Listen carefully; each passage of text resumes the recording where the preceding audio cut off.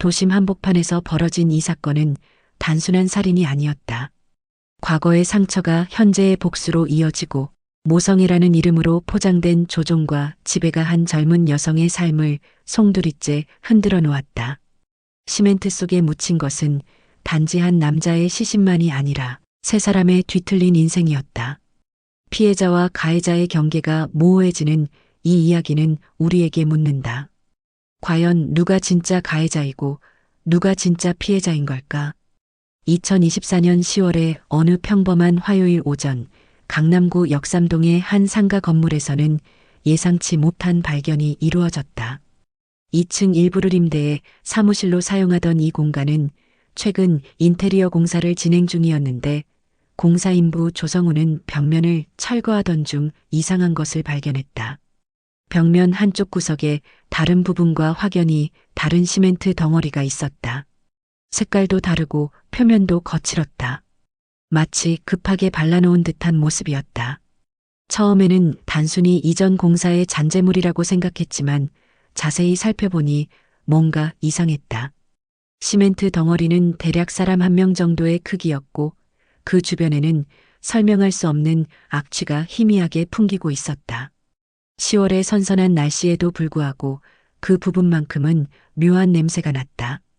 조성우는 동료 작업자들을 불렀고 몇 명의 인부들이 모여들어 그 구조물을 살펴봤다. 시멘트 표면을 자세히 관찰하니 미세한 균열들이 보였고 그 틈새로 스며 나오는 냄새는 분명 평범한 건축자재 냄새가 아니었다. 작업을 중단한 조성우는 현장 관리자에게 연락했다. 현장 관리자 김철민이 올라와 상황을 확인했고 그 역시 평범하지 않은 상황임을 직감했다.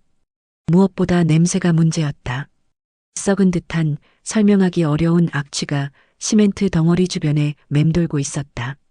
김철민은 즉시 건물주에게 연락을 취했고 상황의 심각성을 판단한 건물주는 경찰에 신고했다. 오후 2시경 역삼파 출소 경찰관들이 현장에 도착했다. 초기 대응에 나선 김민수 경사는 현장을 둘러본 후 수상한 점을 여러 개 발견했다. 시멘트 덩어리의 형태가 부자연스러웠고 주변에 화분들이 의도적으로 배치되어 있었다. 화분 속에는 숯이 섞여 있었고 강한 방향제 냄새도 감지됐다. 김민수 경사는 즉시 강남서 형사과에 연락을 취했다. 상황이 단순한 건축 폐기물 매립이 아닐 가능성이 높다고 판단했기 때문이었다. 오후 4시 강남서 형사과 박정호 형사가 현장에 도착해 정밀 조사를 시작했다. 박정호 형사는 20년 경력의 베테랑으로 현장을 보자마자 심상치 않음을 느꼈다. 시멘트의 굳은 상태, 주변의 냄새 차단용 물품들, 그리고 무엇보다 그 크기와 형태가 의심스러웠다. 그는 즉시 과학수사대와 검시관에게 연락을 취했다. 저녁 7시 과학수사대 요원들이 전문 장비를 가지고 현장에 도착했다. 엑스레이 촬영 결과 시멘트 덩어리 내부에서 뼈와 유사한 형태의 그림자가 발견됐다. 이제 더 이상 의심의 여지가 없었다. 시멘트 속에 무언가가 묻혀 있었고 그것은 높은 확률로 사람의 시신이었다. 밤 10시 조심스러운 해체 작업이 시작됐다. 전문 장비를 이용해 시멘트를 조금씩 제거해 나가자 예상했던 현실이 드러났다. 시멘트 속에서 한 남성의 시신이 나왔다. 시신은 비교적 온전한 상태였지만 사망한 지 상당한 시간이 지난 것으로 추정됐다. 현장은 즉시 통제되었고 본격적인 살인사건 수사가 시작됐다. 강남서는 특별수사팀을 구성했고 이 사건의 수사를 담당할 주임 수사관으로 박정우 형사가 지명됐다. 조용했던 역삼동 상가는 하룻밤 사이에 서울 전체의 관심이 집중되는 살인사건 현장이 되었다. 시신 발견 다음 날 국과수의 부검 결과가 나왔다. 피해자는 40대 중반의 남성으로 추정되며 사망 원인은 둔기에 의한 두개골 골절이었다. 시신의 상태로 볼 때 사망한 지는 대략 2, 3개월 정도로 추정됐다.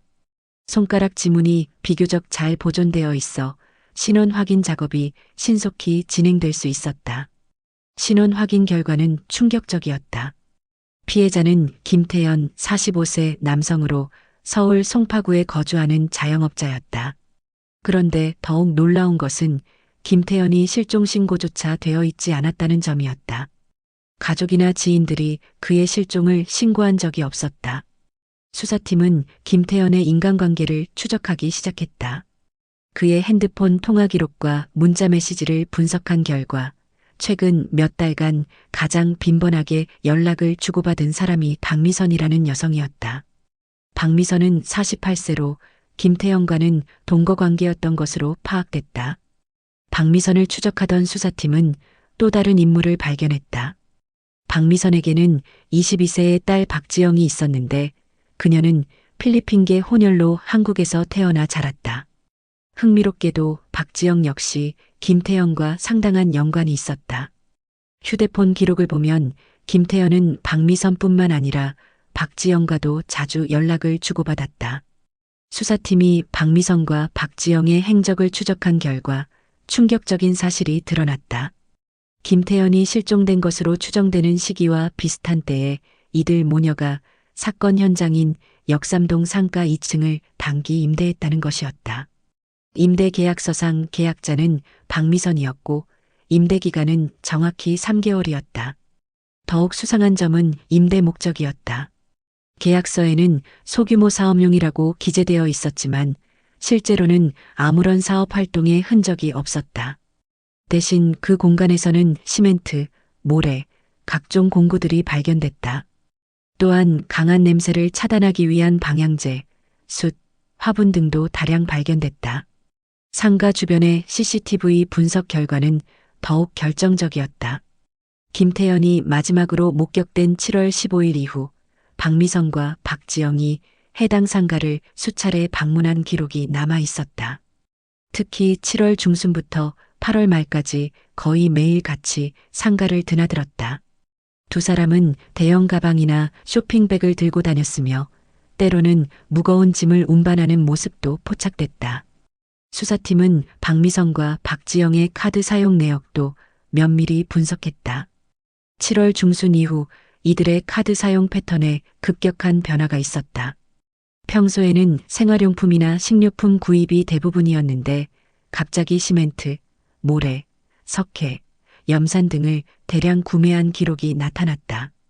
또한 강력한 방향제, 활성탄, 화분용 흙 등도 같은 시기에 집중적으로 구매했다. 온라인 쇼핑몰 구매 기록도 의미심장했다. 박미선은 사체 부패 방지, 냄새 차단 등과 관련된 키워드로 여러 차례 검색을 했고 실제로 방부제 성분의 화학물질들을 주문했다. 이런 구매들은 모두 김태현이 실종된 이후에 이루어진 것들이었다. 더욱 놀라운 것은 김태현의 휴대폰 사용 기록이었다. 그가 실종된 이후에도 그의 휴대폰으로는 지속적으로 문자 메시지가 발송됐다. 주요 내용은 가족이나 지인들에게 해외 출장 중, 당분간 연락 어려움 등의 내용이었다. 하지만 휴대폰 위치 추적 결과 이 메시지들은 모두 역삼동 상가 부근에서 발송된 것으로 확인됐다. 수사팀은 이제 박미선과 박지영이 김태현 살인사건의 핵심 용의자라고 확신했다. 두 사람의 체포영장을 발부받은 수사팀은 이들의 소재를 추적하기 시작했다. 하지만 이들은 이미 자취를 감춘 상태였다. 기존 거주지는 이미 비어 있었고 휴대폰도 꺼져 있었다. 전국적인 수배령이 내려졌고 공항과 항만 등 주요 출입국 지점에 대한 감시가 강화됐다. 특히 박지영의 경우 필리핀계라는 점 때문에 필리핀행 항공편에 대한 집중적인 감시가 이루어졌다. 사흘 후 드디어 두 사람이 체포됐다. 박미선과 박지영은 경기도 파주의 한 모텔에 숨어 있다가 경찰에 검거됐다. 체포 당시 이들은 대량의 현금과 함께 해외 도피를 위한 준비물들을 소지하고 있었다. 김태현의 통장에서 인출한 현금도 상당량 발견됐다. 두 사람의 체포와 함께 본격적인 조사가 시작됐다. 하지만 이들의 진술은 서로 다른 부분이 많았고 특히 범행의 주도성을 둘러싸고 상반된 주장을 했다. 수사는 이제 새로운 국면으로 접어들었다.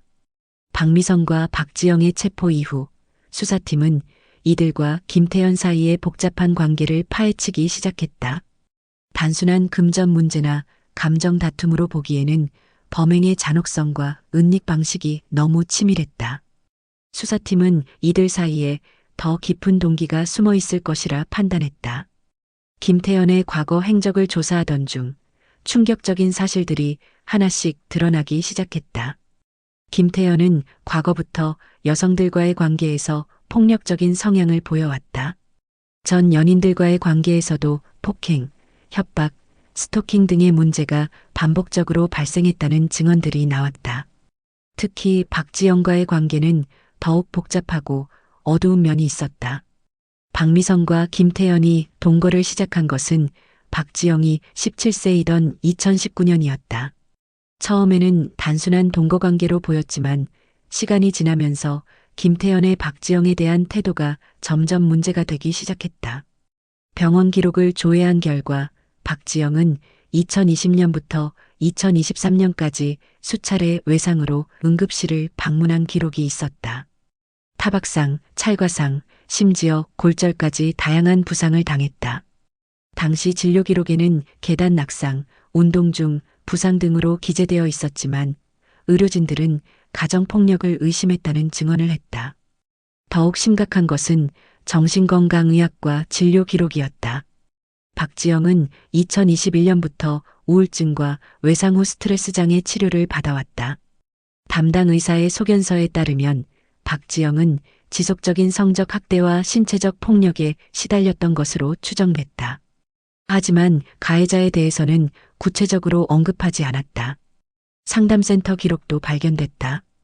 박지영은 2022년 여성긴급전화 1336에 여러 차례 상담 전화를 걸었다. 상담 기록에 따르면 그녀는 집에 있는 남자로부터 지속적인 괴롭힘을 당하고 있다고 호소했다. 하지만 구체적인 신고나 도움 요청으로 이어지지는 않았다. 2023년 3월에는 더욱 결정적인 사건이 있었다. 박지영이 김태현을 성폭행 혐의로 고발하려 했던 것이다. 그녀는 경찰서까지 찾아가 진술서를 작성하기 시작했지만 결국 고발을 취하했다. 당시 조사를 담당했던 여경은 박지영이 극도로 위축되어 있었고 누군가의 압박을 받는 듯한 모습이었다고 증언했다. 박미선의 과거도 조사됐다. 그녀 역시 김태현으로부터 지속적인 폭력에 시달렸던 것으로 드러났다. 동거 초기에는 단순한 부부싸움 정도로 여겨졌지만 시간이 지나면서 김태현의 폭력은 점점 심해졌다. 박미선은 여러 차례 가정폭력 상담소를 찾았고 쉼터 입소도 고려했지만 결국 실행에 옮기지는 못했다. 김태현의 지인들 증언도 이러한 의혹을 뒷받침했다. 그의 동업자는 김태현이 평소 여성에 대해 매우 소유욕이 강하고 폭력적이었다고 증언했다. 특히 박지영에 대해서는 비정상적인 집착을 보였으며 그녀의 외출이나 교우 관계를 극도로 통제하려 했다고 했다. 아파트 주민들의 증언도 중요한 단서가 됐다. 이웃들은 박미선과 김태현이 사는 집에서 자주 고함 소리와 물건 깨지는 소리가 났다고 증언했다. 특히 새벽 시간대에 여성의 비명 소리가 들렸다는 증언도 여러 건 있었다. 하지만 대부분의 주민들은 가정사라고 생각해 신고하지 않았다고 했다. 김태현의 휴대폰에서 발견된 사진들과 동영상들은 더욱 충격적이었다. 박지영의 일상을 몰래 촬영한 사진들이 수백 장 저장되어 있었다. 샤워하는 모습, 잠자는 모습, 옷 갈아입는 모습 등 사생활을 침해하는 불법 촬영물들이었다. 일부는 박지영이 폭행당한 후의 모습을 촬영한 것들도 있었다. 문자 메시지 분석 결과도 김태현의 지배적이고 폭력적인 성격을 보여줬다. 박지영에게 보낸 메시지들은 대부분 협박과 통제의 내용이었다. 행동보고, 요구, 교우관계 감시, 귀가시간 통제 등의 메시지가 수백 건 발견됐다. 더욱 심각한 것은 박미선에게 보낸 메시지들이었다. 김태현은 박미선을 통해 박지영을 통제하려 했다. 딸의 단속을 요구하거나 불복 종시 퇴거를 위협하는 내용으로 박미선에게도 지속적인 압박을 가했다. 박미선은 이런 협박 때문에 딸을 보호하지 못했고 오히려 김태현의 요구에 따라 딸을 통제하는 역할을 강요받았다. 금전적 착취도 심각했다. 김태현은 박미선과 박지영의 수입을 모두 관리했고 이들에게는 최소한의 생활비만 주었다. 박지영이 아르바이트로 번 돈도 모두 김태현에게 빼앗겼다. 이들은 경제적으로도 김태현에게 완전히 의존할 수밖에 없는 상황이었다. 수사가 진행되면서 드러난 것은 단순한 살인사건이 아니라 수년간 지속된 조직적이고 체계적인 학대의 결과였다는 점이었다. 박지영과 박미선은 피해자였지만 동시에 그 고통과 분노가 극한의 복수로 이어진 것이었다. 하지만 수사팀은 여전히 의문을 품고 있었다. 과연 이 모든 계획을 누가 주도했을까?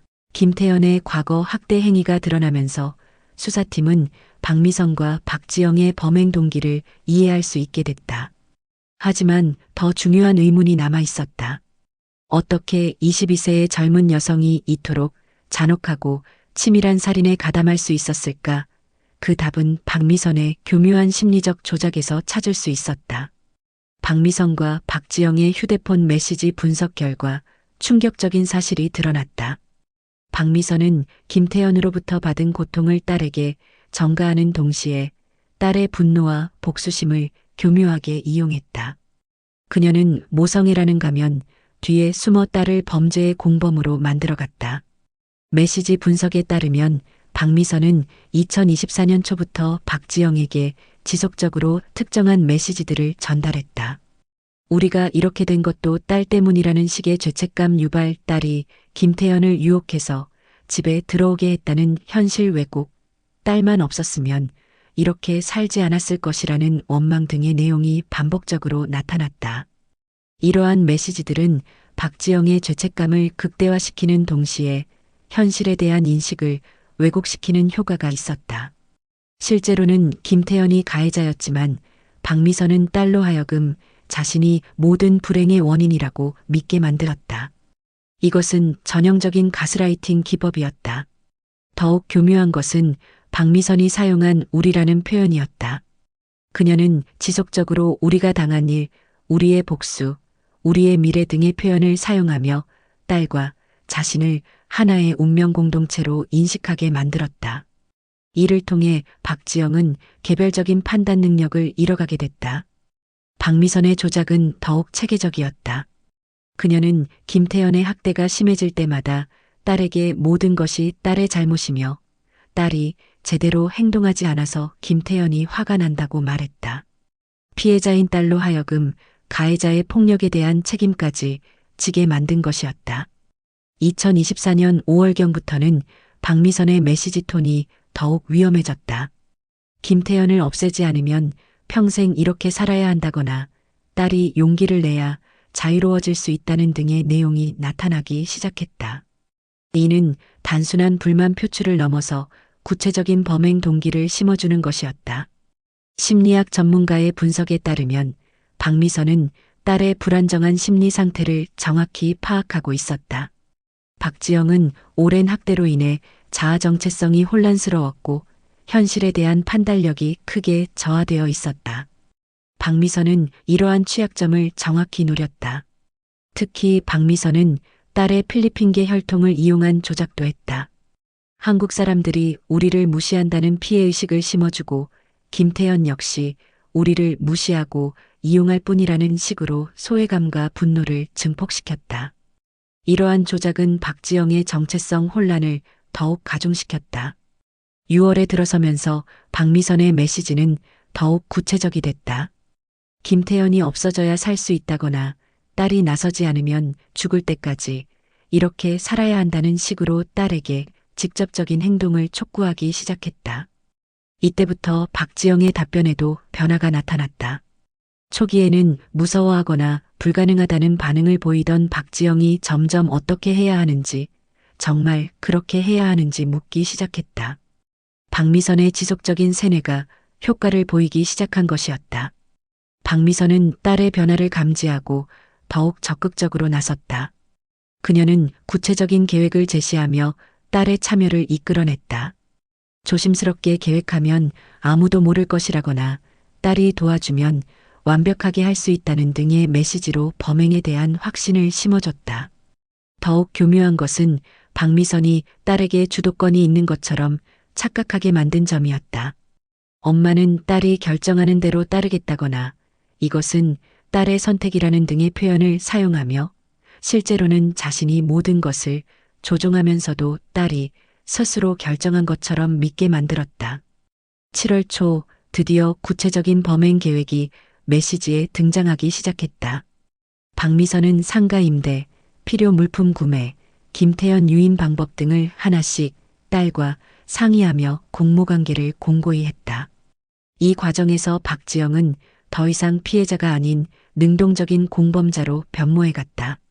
수사팀이 확인한 바에 따르면 박미선의 가스라이팅은 무려 6개월에 걸쳐 체계적으로 이루어졌다. 그 결과 박지영은 완전히 어머니의 통제하에 들어가게 되었고 범행을 자신의 의지로 받아들이게 되었다. 이는 단순한 모녀 관계를 넘어서 가해자와 피해자, 조종자와 피조종자의 관계였다. 박미선의 가스라이팅이 성공을 거두면서 모녀는 본격적인 범행 계획을 세우기 시작했다. 2024년 7월 초부터 이들의 행동은 급격히 변했다. 카드 사용 내역과 온라인 구매 기록을 보면 이들이 얼마나 치밀하게 계획을 세웠는지 알 수 있었다. 가장 먼저 박미선이 한 일은 적절한 장소를 물색하는 것이었다. 그녀는 서울 시내 여러 상가를 돌아다니며 단기 임대가 가능한 곳들을 찾아봤다. 중요한 조건들이 있었다. 첫째, 사람들의 왕래가 많지 않은 곳. 둘째, 공사나 리모델링이 가능한 곳. 셋째, 계단이나 엘리베이터를 통해 물건을 반입하기 쉬운 곳. 여러 곳을 물색한 끝에 박미선이 선택한 곳은 강남구 역삼동의 한 상가 2층이었다. 이곳은 평소 유동인구가 적고 1층에는 소규모 상점들이 있어 약간의 소음이 있어도 자연스러웠다. 무엇보다 임대인이 단기 임대를 허용했고 내부 수리나 인테리어 변경도 가능했다. 박미선은 7월 5일 이 상가를 계약했다. 계약 명목은 소규모 사업용이었지만 구체적인 사업 내용에 대해서는 모호하게 답했다. 임대료는 3개월치를 선납했는데 이는 김태현의 통장에서 인출한 돈이었다. 김태현 모르게 그의 인터넷 뱅킹 비밀번호를 알아낸 박미선이 돈을 빼내어 사용한 것이었다. 상가 계약이 끝난 후 박미선과 박지영은 본격적인 물품 구매에 나섰다. 이들이 구매한 물품 목록을 보면 이들의 계획이 얼마나 치밀했는지 알 수 있다. 시멘트, 모래, 자갈, 석회 등의 기본적인 건축 자재부터 시작해서 다양한 화학 물질들까지 구매했다. 특히 주목할 만한 것은 냄새 제거와 관련된 물품들이었다. 박미선은 인터넷에서 시체 부패와 냄새 차단에 대한 정보를 광범위하게 검색했다. 그 결과 활성탄, 숯, 베이킹소다, 석회, 염산 등을 대량으로 구매했다. 또한 강력한 방향제와 공기청정제도 함께 주문했다. 더욱 소름 끼치는 것은 박미선이 구매한 화분과 식물들이었다. 냄새를 자연스럽게 가리기 위해 향이 강한 식물들을 선별해서 구매했다. 라벤더, 로즈마리, 민트 등 향이 진한 허브류와 함께 큰 화분들도 주문했다. 이 모든 것들은 범행 현장의 냄새를 차단하기 위한 치밀한 계산이었다. 7월 10일부터는 더욱 구체적인 도구들을 구매하기 시작했다. 전기 드릴, 망치, 삽, 톱 등의 공구류와 함께 두꺼운 비닐, 테이프, 밧줄 등도 구입했다. 이런 물품들은 서로 다른 매장에서 나누어 구매해 의심을 피했다. 박지영도 이 과정에 적극적으로 참여했다. 그녀는 주로 온라인 쇼핑몰에서 필요한 물품들을 주문하는 역할을 맡았다. 특히 화학물질이나 의심스러운 물품들은 박지영의 명의로 주문해 추적을 어렵게 만들려 했다. 이들의 구매 패턴을 보면 매우 조심스럽게 행동했음을 알 수 있다. 한 번에 많은 양을 주문하지 않고 여러 번에 나누어 주문했고 서로 다른 쇼핑몰을 이용했다. 또한 배송지도 상가와 집을 번갈아 가며 사용했다. 7월 중순에는 김태현을 유인하기 위한 준비도 시작됐다. 박미선은 김태현에게 사업 관련 상담이 있다며 상가로 오라고 했다. 김태현은 박미선이 새로운 사업을 시작한다는 것을 알고 있었기 때문에 의심하지 않았다. 박미선과 박지영은 상가에서 여러 번 예행 연습을 했다. 김태현이 어디로 들어올지, 어떻게 제압할지, 시신을 어디에 숨길지 등을 구체적으로 계획했다. 이 과정에서 박지영의 역할도 명확해졌다. 그녀는 김태현을 감시하고 제압을 도우며 증거인멸에 참여하는 것이었다. 상가 내부도 범행에 적합하게 개조했다.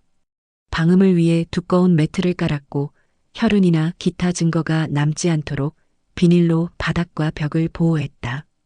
또한 만약의 사태에 대비해 여러 개의 탈출로도 확인해뒀다. 범행 도구도 준비했다. 직접적인 살해에 사용할 흉기와 함께 제압용 도구들도 마련했다. 박미선은 김태현의 체격을 고려해 확실하게 제압할 수 있는 방법들을 계획했다. 가장 중요한 것은 사후 처리 계획이었다. 박미선은 시신을 시멘트로 밀봉한 후 그 위에 화분들을 배치해 자연스럽게 위장할 계획이었다. 또한 김태현의 실종을 최대한 늦게 발각되도록 하기 위해 그의 휴대폰과 개인 물품들도 이용할 계획을 세웠다. 7월 말이 되자 모든 준비가 완료됐다. 박미선과 박지영은 계획을 여러 번 점검했고 예상 가능한 변수들에 대한 대비책도 마련했다. 이제 남은 것은 김태현을 상가로 유인하는 것뿐이었다. 두 사람의 운명을 바꿀 결정적인 순간이 다가오고 있었다. 2024년 7월 15일 오후 2시 김태현은 박미선의 연락을 받고 역삼동 상가로 향했다. 박미선은 새로운 사업 관련 중요한 상담이 있다며 김태현을 불러냈다. 김태현은 박미선이 준비한 함정인 줄은 꿈에도 몰랐다. 상가 2층에 도착한 김태현은 내부가 공사 중인 것을 보고 약간 의아해했지만 박미선의 설명을 듣고 안심했다. 박미선은 이곳에서 작은 사업을 시작할 예정이라며 김태현의 조언이 필요하다고 했다. 박지영도 이미 그곳에 와 있었다. 처음에는 평범한 대화가 오갔다. 사업 계획, 자금 조달, 향후 전망 등에 대한 이야기였다. 김태현은 자신의 경험을 바탕으로 여러 조언을 했다. 하지만 시간이 지나면서 분위기가 묘하게 변하기 시작했다. 박미선이 갑자기 과거 이야기를 꺼내기 시작했다. 김태현이 자신과 딸에게 어떤 일을 했는지, 얼마나 힘들게 살아왔는지에 대한 내용이었다. 김태현은 처음에는 무슨 소리인지 모르겠다는 반응을 보였다. 하지만 박미선의 추궁이 계속되자 김태현도 점점 짜증을 내기 시작했다. 그는 자신이 이들에게 집도 제공하고 생활비도 대주는데 배은망덕하다고 소리쳤다. 이때부터 상황이 격화되기 시작했다. 박지영도 이때 자신이 당했던 일들을 이야기하기 시작했다. 김태현의 성적 학대, 신체적 폭력, 정신적 괴롭힘에 대해 구체적으로 언급했다. 김태현은 이를 부인하며 오히려 박지영을 비난했다. 논쟁이 격화되면서 김태현은 일어나서 나가려고 했다. 하지만 박미선이 문을 막아섰다. 이때 김태현은 처음으로 뭔가 이상하다는 것을 깨달았다. 하지만 이미 늦었다. 김태현이 강제로 문을 열고 나가려 하자 박미선과 박지영이 동시에 달려들었다. 김태현은 두 여성을 밀쳐내려 했지만 박미선이 미리 준비해둔 도구로 그를 공격했다. 김태현은 예상치 못한 공격에 당황했다. 격투가 벌어지면서 상황은 걷잡을 수 없이 흘러갔다. 김태현은 필사적으로 저항했지만 미리 계획을 세운 박미선과 박지영에게 점점 밀렸다. 특히 박지영이 뒤에서 김태현의 움직임을 제약하는 동안 박미선이 결정적인 공격을 가했다. 김태현은 머리에 큰 타격을 입고 바닥에 쓰러졌다. 의식을 잃은 김태현을 보며 박미선과 박지영은 잠시 멈춰섰다. 하지만 박미선은 곧 정신을 차리고 다음 단계로 넘어갔다. 김태현의 호흡이 약해지는 것을 확인한 박미선은 박지영에게 지시를 내렸다. 미리 준비해둔 밧줄과 테이프로 김태현을 결박했다. 하지만 김태현은 이미 의식을 회복하지 못하는 상태였다. 몇 시간 후 김태현은 결국 사망했다. 정확한 사망 원인은 둔기에 의한 두개골 골절로 인한 뇌출혈이었다. 박미선과 박지영은 김태현의 죽음을 확인한 후 미리 계획해둔 대로 행동에 옮겼다. 가장 먼저 한 일은 현장 정리였다. 혈흔과 기타 증거들을 깨끗하게 치웠다. 미리 준비해둔 염산과 세정제를 사용해 흔적을 제거했다. 김태현의 개인 소지품들도 별도로 분리해 보관했다. 다음 단계는 시신 처리였다. 박미선과 박지영은 김태현의 시신을 비닐로 여러 겹 감싼 후 미리 준비해둔 공간에 안치했다. 그리고 그 주변에 석회와 활성탄을 뿌려 부패 속도를 늦추고 냄새를 차단하려 했다. 마지막으로 김태현의 휴대폰을 이용해 위장 작업을 시작했다. 그의 지인들에게 해외 출장이나 여행을 떠난다는 내용의 메시지를 발송했다. 당분간 연락이 어렵다는 내용도 포함했다. 이 모든 작업이 끝난 것은 이미 밤 10시가 넘어서였다. 박미선과 박지영은 상가를 나서면서 아무 일 없었던 것처럼 행동했다. 하지만 이들의 인생은 이미 돌이킬 수 없는 지점을 지났다. 복수는 이루어졌지만 진짜 지옥은 이제부터 시작되는 것이었다. 김태현의 시신을 처리하는 작업은 다음 날 새벽부터 본격적으로 시작됐다. 박미선과 박지영은 밤새 상가에서 대기하며 다음 단계를 준비했다. 이들에게는 시간이 많지 않았다. 김태현의 실종이 발각되기 전에 모든 증거를 완벽하게 은폐해야 했다. 박미선이 가장 먼저 한 일은 상가 내부의 적절한 장소를 최종 선정하는 것이었다. 여러 곳을 검토한 결과 벽면 한쪽 구석이 가장 적합하다고 판단했다. 이곳은 평소 사람들의 시선이 잘 닿지 않는 곳이었고 나중에 공사를 가장해 위장하기도 용이했다. 박지영은 미리 구매해둔 시멘트와 모래, 자갈을 섞어 콘크리트를 제조하기 시작했다. 이 과정에서 두 사람은 완벽한 팀워크를 보였다. 박미선이 전체적인 지시를 내리면 박지영이 실행하는 방식이었다. 시신을 콘크리트로 밀봉하는 작업은 생각보다 복잡했다. 먼저 시신 주변에 석회와 활성탄을 대량으로 뿌렸다.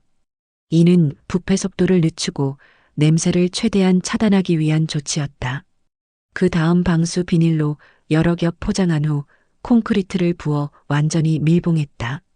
콘크리트가 굳는 동안 두 사람은 다른 증거 인멸 작업을 진행했다.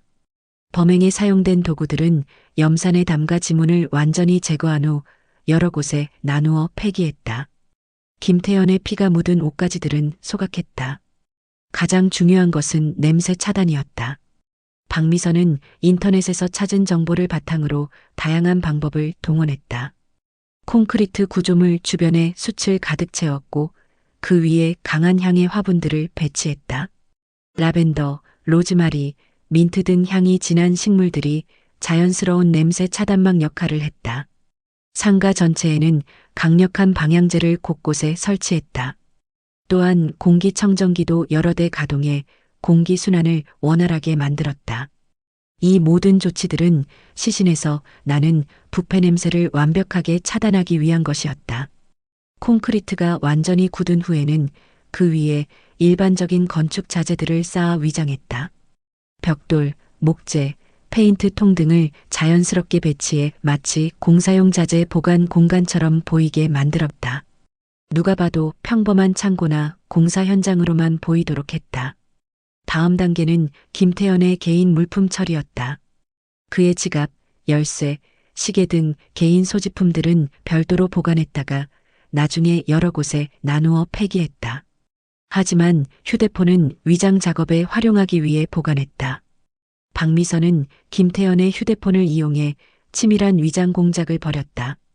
그의 가족, 친구, 동업자들에게 해외 출장을 떠난다는 메시지를 발송했다. 급작스러운 사업 기회가 생겨 중국으로 출국한다는 내용이었다. 당분간 연락이 어려울 수 있다는 문구도 포함했다. 더욱 교묘한 것은 시간차를 두고 메시지를 발송한 점이었다. 출국 당일 공항 도착, 비행기 탑승 등 각 단계별로 그럴듯한 메시지들을 보냈다. 심지어 중국 도착 후에도 몇 차례 안부 메시지를 발송해 실제로 해외에 있는 것처럼 위장했다. 김태현의 SNS 계정도 활용했다. 공항 사진, 비행기 내부 사진 등 인터넷에서 다운받은 이미지들을 적절히 편집해 업로드했다. 해외 출장 중이라는 게시물들을 며칠에 걸쳐 올려 지인들이 의심하지 않도록 했다. 은행 계좌 관리도 치밀했다. 김태현의 인터넷 뱅킹을 이용해 정기적으로 소액의 해외 결제를 진행했다. 호텔비, 식사비, 교통비 등의 명목으로 실제 해외 체류 중인 것처럼 위장했다. 이러한 결제 내역들은 추후 수사에서 중요한 혼란 요소가 될 것이었다. 상가 출입 관리도 신경 썼다. 박미성과 박지영은 평소처럼 자연스럽게 상가를 드나들었다. 하지만 이제는 사업 준비가 아닌 증거 은폐를 위한 것이었다. 이들은 매일 상가를 방문해 냄새나 기타 이상 징후가 없는지 점검했다. CCTV 회피도 치밀하게 계획했다. 상가 주변과 내부의 모든 CCTV 위치를 파악한 후 최대한 노출되지 않는 경로로 이동했다. 특히 무거운 짐을 나르거나 의심스러운 물품을 반입할 때는 더욱 조심했다. 주변 상인들과의 관계도 신경 썼다. 박미선은 평소보다 더 적극적으로 인사하며 자연스러운 모습을 연출했다. 새로운 사업을 준비 중이라고 말하며 가끔 소음이나 냄새가 날 수 있다고 미리 양해를 구했다. 모든 준비가 완료된 후 박미선과 박지영은 일상으로 돌아갔다. 하지만 이들의 일상은 이미 예전과 달랐다. 매일 뉴스를 확인하며 김태현 실종 신고가 들어왔는지 주시했다. 다행히 몇 주가 지나도 아무런 움직임이 없었다.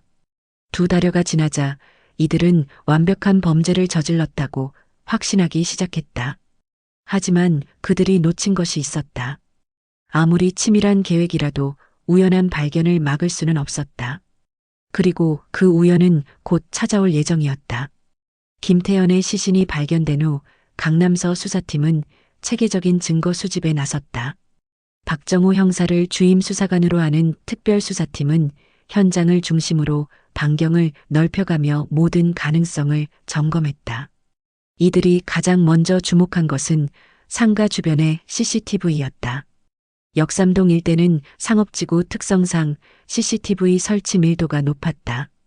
상가 건물 자체는 물론 주변 건물들, 가로등, 교통신호 등에 설치된 CCTV들이 촘촘한 감시망을 형성하고 있었다. 수사팀은 김태현이 실종된 것으로 추정되는 7월 중순부터 시신이 발견된 10월까지의 모든 영상을 확보했다. CCTV 분석 결과는 놀라웠다. 7월 15일 오후 2시 17분, 김태현이 상가 건물로 들어가는 모습이 선명하게 포착됐다. 하지만 그 이후 그가 건물에서 나오는 모습은 단 한 번도 기록되지 않았다. 반면 박미성과 박지영은 그날 이후로도 수차례 건물을 드나들었다. 특히 주목할 만한 것은 7월 16일부터 18일까지의 영상이었다. 박미성과 박지영이 대형 쇼핑백과 박스들을 들고 건물에 들어가는 모습이 여러 번 포착됐다. 또한 7월 19일에는 두 사람이 공사용 장비와 시멘트 포대를 반입하는 장면도 확인됐다. 더욱 결정적이었던 것은 상가 내부 CCTV였다. 건물 1층 로비와 계단에 설치된 카메라들이 박미성과 박지영의 움직임을 상세히 기록하고 있었다. 특히 7월 16일 새벽 시간대의 영상에서는 두 사람이 무거운 짐을 나르며 계단을 오르내리는 모습이 포착됐다. CCTV 분석과 병행해 진행된 것은 상가 임대 관련 서류 검토였다. 박미선이 7월 5일 체결한 임대계약서에는 여러 의심스러운 점들이 있었다.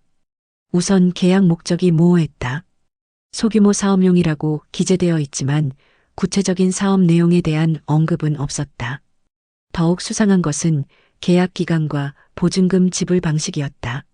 일반적으로 사업용 임대는 최소 1년 이상 계약하는 경우가 많은데 박미선은 정확히 3개월만 계약했다. 또한 보증금과 월세를 현금으로 일시불 지불했는데 이는 매우 이례적인 일이었다. 계약 과정에서 박미선이 보인 행동도 의심스러웠다. 임대인의 증언에 따르면 박미선은 계약 조건보다는 단기 임대 가능성과 내부 공사 허용 여부에만 관심을 보였다. 또한 계약서 작성을 서둘렀고 임대료도 흥정 없이 제시된 금액을 그대로 받아들였다. 수사팀은 박미선과 박지영의 금융거래 내역도 면밀히 분석했다. 두 사람의 카드 사용 패턴에는 7월 중순을 기점으로 급격한 변화가 나타났다.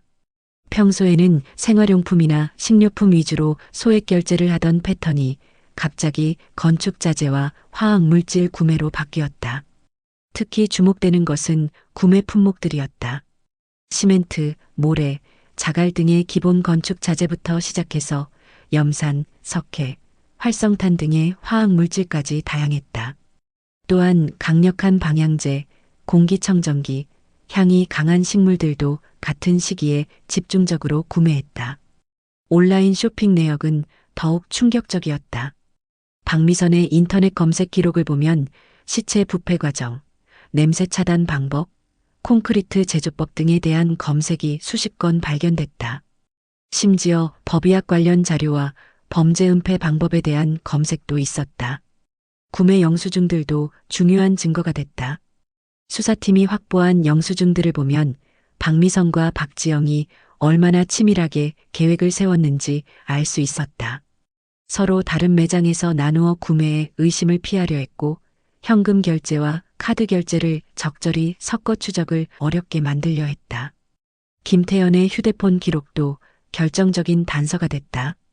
그의 실종 이후에도 지속적으로 발송된 메시지들의 발신 위치를 추적한 결과 모두 역삼동 상가 부근에서 전송된 것으로 확인됐다. 이는 김태현이 실제로 해외에 나가지 않았음을 보여주는 결정적인 증거였다. 더욱 중요한 것은 메시지 내용의 부자연스러움이었다. 김태현과 오랫동안 연락을 주고받던 지인들의 증언에 따르면 실종 후 발송된 메시지들의 어투와 표현이 평소의 김태현과는 다르다고 했다. 언어학 전문가의 분석 결과에서도 이러한 차이점이 명확히 드러났다. 김태현의 금융거래 내역도 의심스러운 점들을 보여줬다. 그의 실종 후 계좌에서는 지속적으로 현금이 인출됐는데 인출 위치가 모두 서울 시내였다. 해외 출장을 갔다면 불가능한 일이었다. 또한 해외 카드 사용 내역들도 면밀히 조사한 결과 모두 국내에서 인터넷을 통해 이루어진 가짜 결제임이 밝혀졌다. 과거 김태현과 박지영 사이의 관계를 보여주는 증거들도 속속 발견됐다. 병원 기록, 상담센터 기록, 경찰서 진술 기록 등이 김태현의 지속적인 학대 행위를 뒷받침했다. 이러한 기록들은 범행의 동기를 명확히 보여주는 중요한 증거가 됐다. 가장 결정적이었던 것은 박미선이 박지영에게 보낸 메시지들이었다. 두 사람의 휴대폰에서 복구된 메시지들은 범행의 계획 과정과 실행 과정을 상세히 보여줬다. 특히 박미선이 딸을 어떻게 조종하고 범행에 참여시켰는지가 명확히 드러났다. 이 모든 증거들은 박미선과 박지영이 김태현을 계획적으로 살해하고 시신을 은닉했음을 명백히 보여줬다. 수사팀은 충분한 증거를 확보했다고 판단하고 검찰에 송치 의견서를 작성했다. 이제 남은 것은 법정에서의 최종 판단이었다. 2024년 12월 서울중앙지법에서 박미선과 박지영에 대한 첫 공판이 열렸다. 이 사건은 언론의 집중적인 관심을 받으며 연일 보도됐다. 단순한 살인사건을 넘어 가정폭력, 심리적 학대, 모녀관계의 왜곡 등 현대 사회의 어두운 면들이 복합적으로 얽힌 사건이었다. 검찰은 박미선과 박지영을 살인죄, 사체손괴 은닉죄, 사기죄 등으로 기소했다. 검찰의 기본 입장은 명확했다. 이들이 김태현에 대한 원한을 품고 6개월에 걸쳐 치밀하게 계획한 후 살인을 저질렀으며 이후 시신을 은닉하고 장거를 인멸한 중대한 범죄라는 것이었다. 검찰 측은 공판에서 박미선을 주도적 가해자로 박지영을 적극적 공범으로 규정했다. 특히 박미선의 경우 딸을 이용한 계획적 범행이라는 점에서 죄질이 매우 나쁘다고 주장했다. 검찰은 박미선에게 무기징역, 박지영에게 징역 20년을 구형했다. 반면 변호인 측의 전략은 완전히 달랐다. 박미선의 변호인은 정당방위와 우발적 범행을 주장했다.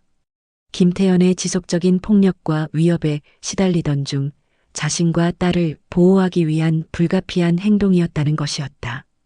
또한 시신 은닉은 공포심에 의한 것이라고 주장했다. 박지영의 변호인은 더욱 적극적인 방어 논리를 펼쳤다. 박지영이 피해자이면서 동시에 어머니의 심리적 조종에 의한 2차 피해자라는 주장이었다. 5년간 지속된 김태연의 학대로 인한 트라우마와 어머니의 가스라이팅이 결합되어 정상적인 판단 능력을 상실한 상태였다고 주장했다. 재판부는 사건의 복잡성을 인지하고 정신감정을 명령했다. 두 피고인 모두에 대해 책임 능력 평가와 심리 상태 분석이 필요하다고 판단한 것이었다. 정신감정은 약 2개월에 걸쳐 진행됐으며 그 결과는 재판의 향방을 크게 좌우했다. 박미선에 대한 정신감정 결과는 검찰 측에 유리했다. 감정의견서에 따르면 박미선은 범행 당시 완전한 책임 능력을 가지고 있었으며 계획적이고 의도적으로 범행을 저질렀다고 평가됐다. 또한 딸에 대한 심리적 지배와 조종도 의도적이고 체계적으로 이루어진 것으로 분석됐다. 반면 박지영에 대한 정신감정은 더 복잡한 결과를 보였다. 감정의견서는 박지영이 김태연으로부터 받은 장기간의 학대로 인해 심각한 트라우마를 겪고 있었으며 어머니의 지속적인 심리적 조작으로 인해 현실 인식 능력이 상당히 저하되어 있었다고 분석했다. 하지만 완전한 심신상실 상태는 아니었다고 평가했다. 재판이 진행되면서 여러 증인들이 법정에 섰다. 김태연의 과거 폭력 행위를 증언하는 의료진, 상담사, 이웃 주민들의 증언이 이어졌다. 이들의 증언은 김태연이 실제로 박지영과 박미선에게 지속적인 학대를 가했다는 사실을 뒷받침했다. 특히 박지영을 치료했던 정신건강의학과 의사의 증언은 강력했다.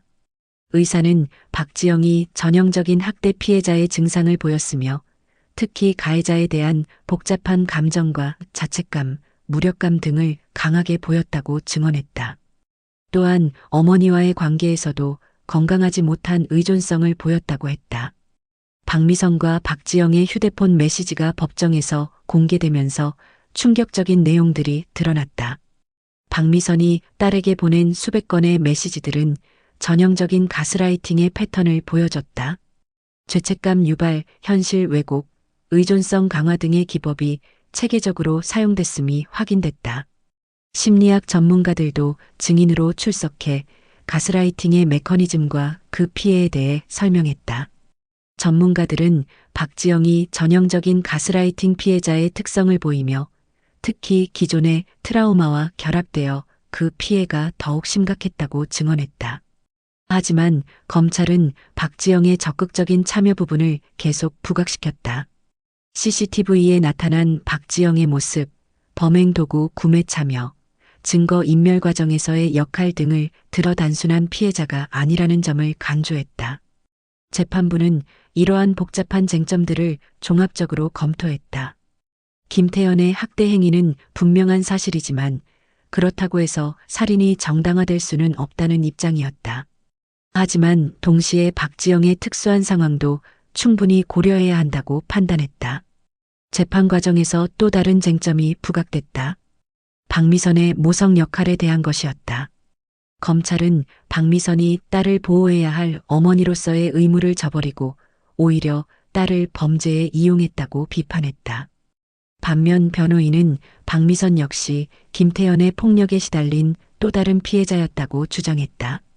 사회적 관심도 재판에 영향을 미쳤다. 여성단체들은 가정폭력의 심각성을 알리며 피고인들에 대한 선처를 요구하는 집회를 열었다. 반면 일부에서는 계획적 살인에 대한 엄중한 처벌을 요구하는 목소리도 나왔다. 재판부는 최종 판결을 앞두고 신중한 검토에 들어갔다. 법과 정의 그리고 사회적 메시지 사이에서 균형점을 찾아야 하는 어려운 상황이었다. 이 사건의 판결은 향후 유사한 사건들의 선례가 될 것이기 때문에 더욱 신중할 수밖에 없었다. 2025년 3월 15일 서울중앙지법 대법정에서 박미선과 박지영에 대한 최종 판결이 선고됐다. 재판부는 약 6개월간의 심리 끝에 복잡하고 섬세한 판단을 내렸다. 이 판결은 단순히 두 피고인의 운명을 결정하는 것을 넘어 한국 사회의 가정폭력과 심리적 학대에 대한 인식을 새롭게 정리하는 의미를 가졌다. 재판장은 먼저 사건의 전체적인 성격을 규정했다. 이 사건은 분명히 계획적이고 잔혹한 살인사건이지만 동시에 장기간의 가정폭력과 심리적 학대가 만들어낸 비극적 결과라고 평가했다. 하지만 어떤 이유로든 생명을 빼앗는 행위는 정당화될 수 없다는 원칙을 명확히 했다. 박미선에 대한 판결은 엄중했다. 재판부는 그녀를 주도적 가해자로 인정하고 살인죄, 사체손괴 은닉죄를 적용해 징역 25년을 선고했다. 재판부는 박미선이 김태현으로부터 폭력을 당한 피해자이기도 하지만 딸을 이용해 범행을 계획하고 실행한 점에서 죄질이 매우 나쁘다고 판단했다. 특히 재판부는 박미선의 가스라이팅 행위를 강하게 비판했다. 어머니라는 지위를 이용해 딸의 심리를 조작하고 범죄에 끌어들인 것은 모성의 본질을 왜곡한 행위라고 평가했다. 또한 6개월에 걸친 치밀한 계획과 증거인멸 과정에서 보인 냉정함도 중형의 근거가 됐다. 박지영에 대한 판결은 더욱 복잡했다. 재판부는 그녀를 살인 방조 및 사체 은닉죄로 징역 10년을 선고했다. 하지만 판결문에는 그녀의 특수한 상황에 대한 상세한 분석이 포함됐다. 재판부는 박지영이 김태현으로부터 받은 장기간의 학대와 어머니의 심리적 조작으로 인해 정상적인 판단 능력이 크게 저하되어 있었다고 인정했다. 재판부는 박지영의 경우 피해자이면서 동시에 가해자라는 이중적 지위를 인정했다. 하지만 범행 과정에서 보인 적극적인 참여와 잔혹성을 고려할 때 완전한 면책은 어렵다고 판단했다. 대신 그녀의 특수한 상황을 최대한 고려해 형량을 크게 감경했다. 판결문에서 특히 주목받은 부분은 가스라이팅에 대한 법원의 인식이었다. 재판부는 가스라이팅을 단순한 심리적 갈등이 아닌 체계적인 정신적 학대 행위로 규정했다. 특히 가족관계에서 이루어지는 가스라이팅은 그 피해가 더욱 심각하며 이를 이용한 범죄는 엄중하게 처벌해야 한다고 판시했다. 또한 재판부는 가정폭력의 순환 구조에 대해서도 언급했다. 김태현의 폭력이 박미선과 박지영에게 전이되고 이것이 다시 극단적인 복수로 이어진 구조를 분석했다. 폭력은 또 다른 폭력을 낳는다는 악순환의 고리를 끊기 위해서는 사회적 차원의 노력이 필요하다고 강조했다. 판결 직후 사회의 반응은 엇갈렸다. 여성단체들은 박지영에 대한 판결이 여전히 무겁다고 비판했다. 그들은 박지영이 1차 피해자이면서 동시에 어머니의 조작에 의한 2차 피해자라는 점을 더 고려해야 한다고 주장했다. 특히 가정폭력 피해자에 대한 사회적 보호 시스템의 미비함을 지적했다. 반면 일부에서는 범죄의 잔혹성에 비해 형량이 가볍다는 비판도 제기됐다. 계획적 살인에 대해서는 그 배경이 무엇이든 엄중한 처벌이 필요하다는 주장이었다. 특히 복수를 명분으로 한 사적 제재가 확산될 우려가 있다는 지적도 나왔다. 법조계에서는 이 판결이 향후 유사 사건의 중요한 선례가 될 것이라고 평가했다. 특히 가스라이팅과 같은 정신적 학대에 대한 법원의 명확한 입장이 제시된 점이 의미 있다고 봤다. 또한 복합적 피해자와 가해자 구조에서의 양형 기준이 어느 정도 정립됐다고 평가했다. 심리학계에서는 이 사건을 통해 가스라이팅의 심각성이 사회적으로 인식됐다는 점을 긍정적으로 평가했다. 특히 가족관계에서 이루어지는 정신적 학대의 위험성이 부각된 것은 중요한 성과라고 봤다. 하지만 동시에 이런 상황을 예방하고 치료하기 위한 사회적 시스템이 부족하다는 문제점도 지적됐다. 언론은 이 사건을 통해 현대 사회의 가족관계와 폭력의 문제를 심도 있게 다뤘다. 단순히 사건 자체를 보도하는 것을 넘어 가정폭력의 예방과 피해자 보호, 정신적 학대의 인식 개선 등에 대한 사회적 논의를 이끌어냈다. 박지영은 판결 후 교도소에서 심리 치료를 받기 시작했다. 전문가들은 그녀가 오랜 시간이 걸리겠지만 회복 가능성이 있다고 봤다. 반면 박미선은 자신의 행동에 대한 반성보다는 여전히 자기 합리화에 매몰되어 있는 모습을 보였다. 이 사건은 한국 사회에 여러 과제를 남겼다. 가정폭력 예방과 피해자 보호 시스템의 강화, 정신적 학대에 대한 인식 개선, 복합적 폭력 상황에서의 법적 대응 방안 마련 등이 그것이었다. 무엇보다 이 사건은 폭력의 악순환 고리를 끊기 위한 사회적 노력의 필요성을 보여줬다. 피해자가 가해자가 되고 보호받아야 할 관계에서 조작과 이용이 이루어지는 현실을 바꾸기 위해서는 개인적 차원을 넘어선 체계적인 접근이 필요하다는 교훈을 남겼다. 복수로 포장된 폭력과 가해자가 만든 심리적 굴레가 만들어낸 이 비극은 우리 사회가 해결해야 할 숙제를 명확히 보여주었다.